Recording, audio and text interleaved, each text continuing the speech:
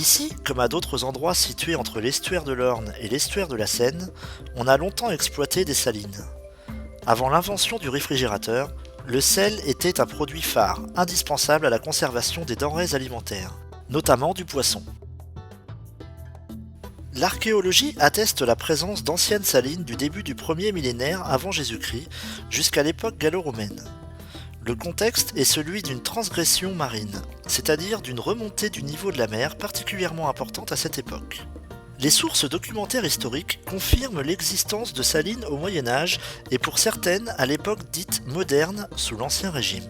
À l'époque du duc Guillaume le Bâtard et de ses descendants, au XIe et XIIe siècle, Merville compte un important domaine salicole à Escanville. L'abbaye de la Trinité, ou abbaye aux Dames, de Caen en touche les revenus.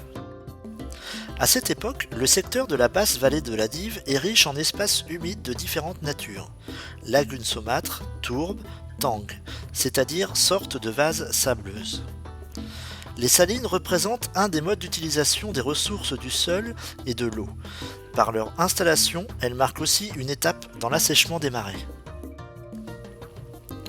Pour fabriquer le sel, la nature des sols et le climat normand ne permettaient pas de recourir à la méthode par évaporation caractéristique des marais salants plus au sud. On procédait donc par ébullition, avec des techniques et des accessoires ayant évolué au cours des siècles.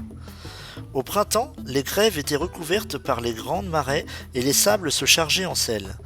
L'été, les sauniers allaient en racler le dessus avec un havot, sorte de grand râteau. Ils remplissaient une fosse avec le sablon ainsi récupéré, le rinçaient plusieurs fois pour le débarrasser de ses déchets, jusqu'à obtention d'une saumure concentrée.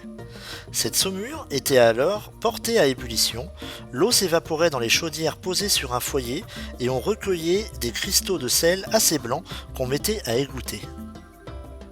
Diverses causes ont fait péricliter les salines. La gabelle à partir du XIVe siècle, la guerre de 100 ans, les coûts de production, les accidents météo, la concurrence.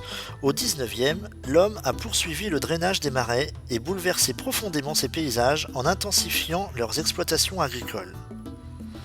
Marais saumâtres, marais d'eau douce, prairies, aujourd'hui on redécouvre ces espaces naturels, leurs enjeux économiques et environnementaux. Le marais domestiqué est à présent pâturé ou cultivé. On y récolte le foin ou cultive des céréales. Il est maintenu exploitable grâce au curage régulier des nombreux petits chenaux qui le parcourent. La chasse du gibier d'eau s'y pratique à partir de huttes appelées gabions, situées en bordure de petits plans d'eau. Outre les oiseaux d'eau, principalement chassés la nuit aux gabions, la faune sédentaire est assez classique. Renards, lièvres,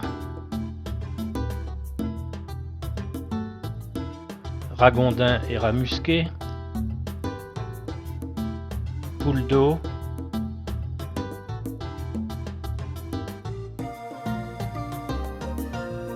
faucons cresserelles,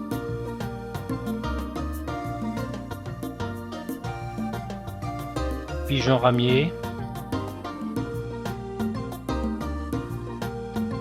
hérons cendrés, etc.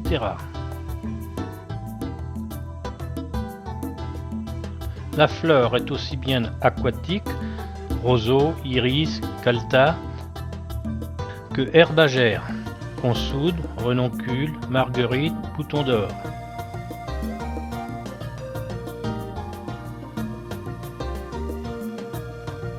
Les saules, peupliers et aubépines forment la végétation haute.